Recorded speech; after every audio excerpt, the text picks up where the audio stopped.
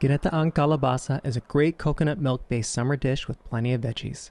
Start by mincing garlic, dicing onion, cutting sitaw or Chinese long beans into 1-inch long pieces. Then cut and remove the seeds of half a kabocha squash, cut off the skin, then cut it down into 1-inch long pieces.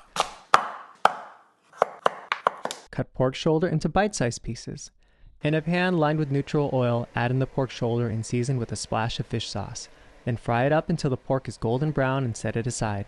Sweat the onions until translucent, cook the garlic until fragrant. Thoroughly mix cans of coconut milk and add it to the pot. Bring it to a boil and lower the heat to medium-high heat. You can add back in the cooked pork shoulder and let it cook for 5 minutes. Add in the kabocha squash and then cook that for 5 minutes. And add in the long beans and cook for 10 minutes. Season the sauce to taste with fish sauce. Cover the pot for 10 minutes to allow the beans to thoroughly cook through. Lastly, add peeled and deveined shrimp. Cook for 1 to 2 minutes. Serve with steamed white rice, and you're done. Remember to like and follow for more recipes.